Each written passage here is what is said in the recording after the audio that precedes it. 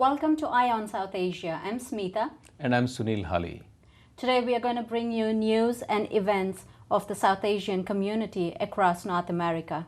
So Sunil, what do we have today?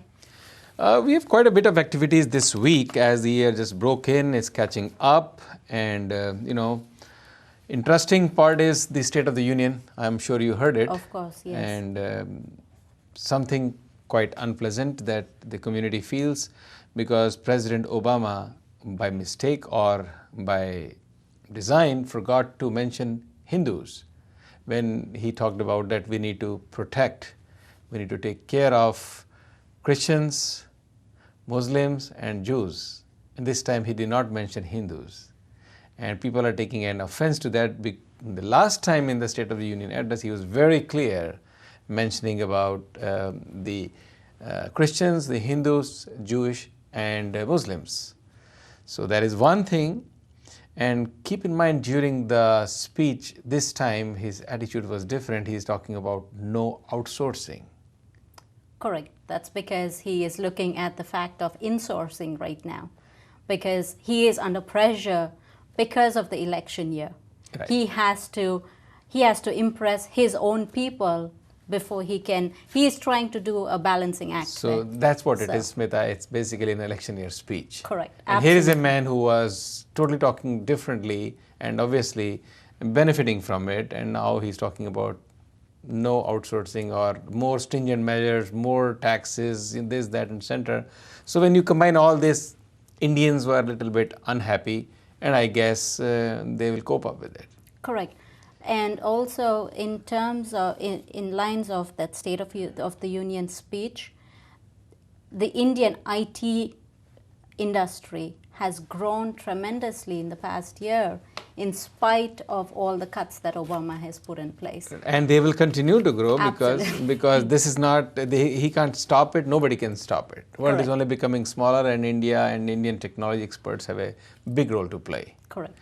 Coming on that same note, actually on President Obama, like this is election year now, it's going to be a straight fight between the Republicans and the Democrats, and our own Nikki Haley, she is the governor from, as you know, South Carolina, and she's supporting Mitt Romney from Massachusetts very strongly, and she was personally present during the debate of their primaries. Correct. And he did very well, I guess.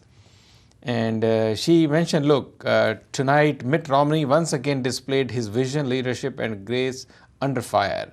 And he showed why he is without question the right man to end the chaos in Washington, D.C. and bring America back to work. Correct. She thinks America cannot afford 4 more years of Obama. She's very clear. She made a categorical statement at the end of the day when we all come together. I cannot continue to lead South Carolina with President Obama in office. I just cannot. And President Obama is the hardest part about my job, and he has to go. Correct, but President Obama has his own agenda. But Mitt Romney as well didn't win in the South Carolina elections. It was Newt Gingrich who won it. Right. But probably it doesn't work for her state right now. So but it's a very strong statement. But you know, she's a Republican. She has the right to say what she wants to say. Absolutely. With politics, you don't know what kind of a game you want to play there. It's already on the party lines now, without looking at the logic of it or reasoning of it. We have another story from Washington, D.C., from the Defense Secretary Leon Panetta. And, he's been very categorical in his statement that U.S. faces a rising challenge from India and China. Absolutely. One thing I like, again, Smith, I continue to say this for the last 1 year when we started the show, and it's good for us, that India is now talked about in the same breath as China, which was never thought about just a couple of years ago. China was the big giant and in line with the Americas of the world and the Germany and the British and the Japan, and India was that struggling country. And suddenly now everywhere they talk about India in the same breath as China. In fact, there is a terminology I read about called China-India. So it's like a separate regional power coming up. Okay. And for that reason, I think Leon Panetta kind of feels a little threatened. He actually made a comment. We are facing challenges from rising powers in Asia. We are facing a situation in the Middle East that continues to be a turmoil. So what we have got to do, be able to have a flexible, adaptable, agile force that can deal with a myriad of challenges in today's world. And he said we have to face the threats that are there from the rising powers, China and India. See, there are two ways of looking at it. From a security standpoint, maybe he's looking at it as a threat. But then if you look at the opportunities that America is able to provide to India and China, and in turn they're getting goods and services from China and India, they are getting the luxury part of it. They really, they're the ones who provide design, whereas India and China are looking at doing the actual work. True. So if you bring both of those together, then it's a win-win situation for both. That is the challenge. Can you bring them all together? I can think to some extent between India and America to come together even for strategic reasons, as we will touch later on. Correct. But China and America coming together, I don't think so. Apple is made in China. Yeah, Apple is made in China.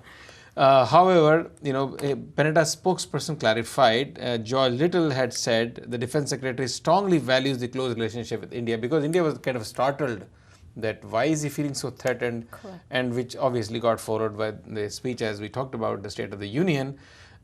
He said the Defense Secretary strongly values a close relationship with India and sees it as a nation of increasing prominence and power. And the Secretary strongly values a close military relationship with India, like you were talking about, and he sees as a nation of increasing prominence and power. He doesn't view India as a threat. He kind of counterbalance what Leon Panetta said at that time. So again, I think it was a good development for us that they are seeing us as a big power, and hopefully India continues to grow in the same line. Yeah, and you have to be proud to be an Indian. Yes, certainly. We'll come to the next story we have, which is the story of this US top baseball player. You must have known him, the RA Dickey. Mm-hmm. He is the Mets pitcher. Correct. And he read about it somewhere about the women trafficking in India, especially in the Bombay area, the red light area, which is also called the Kamathipura in Bombay. And there are, by some estimates, about 100, 200, 300,000 girls working there. And you know what that means. It is leading because of unhygienic conditions, no medical facilities, no treatments, no checks, no balances. They are having short lives, they're suffering. So he was so moved by this information. He said, I will take a trip to the 19,000 height. He was going to climb, which he did, Mount Kilimanjaro in Africa. Wow. And with that, he put it on his blog, on his website, and he raised the funding as a support to the foundation which looks after the red light area in Bombay, and is called the Bombay Teen Challenge. And this fundraiser, it has been such a humanly act by Dickey, because he connected with his two children. He says he has his two daughters, one is 9 and 8. Correct. And he thinks he has a responsibility. I think there are a lot of Americans who are becoming more and more aware of these situations, and they are not only going back and doing service back in the locations that has human trafficking. Right. They are also creating the awareness, so people are Which is the whole raising, idea.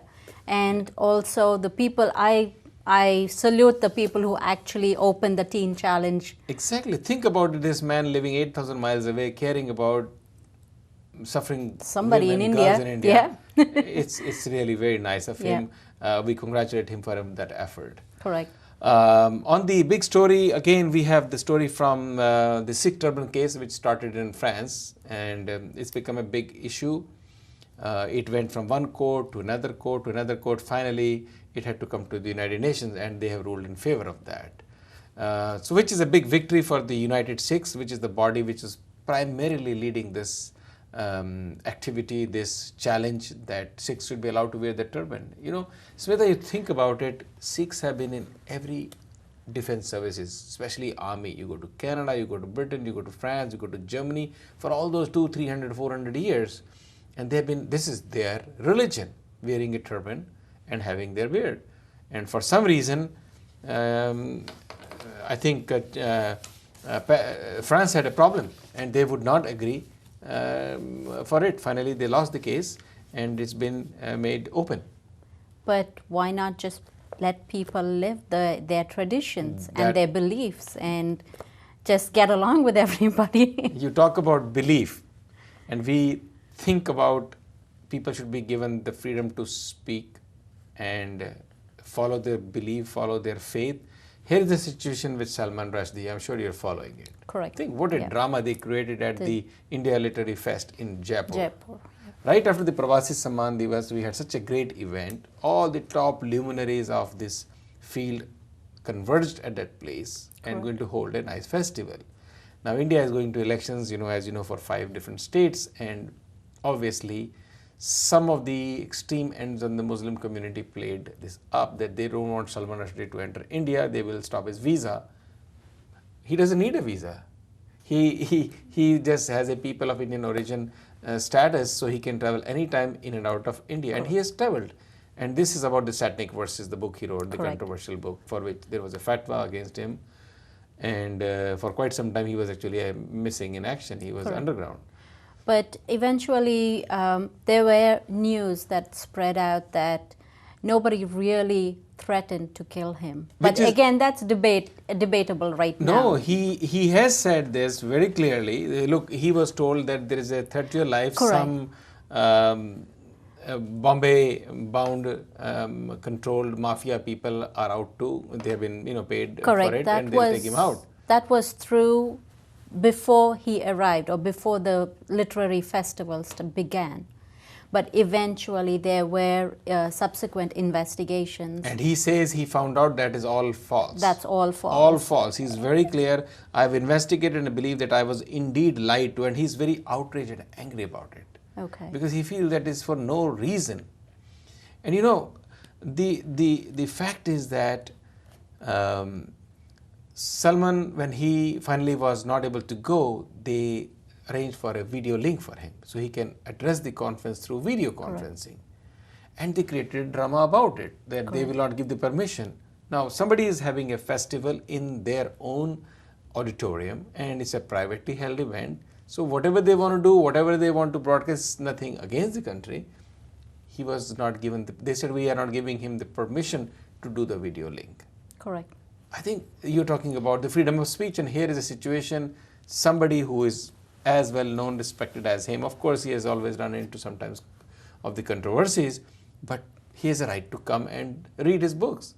Correct. And then, what I appreciate is, Smita, these 4 of his colleagues, from the same field, Amitwa Kumar, I'm sure you know him, and Hari Kunjuru, Ruchir Joshi, and Jithal. I think Jithal used to write for our newspaper Indian Express from Washington DC at some point.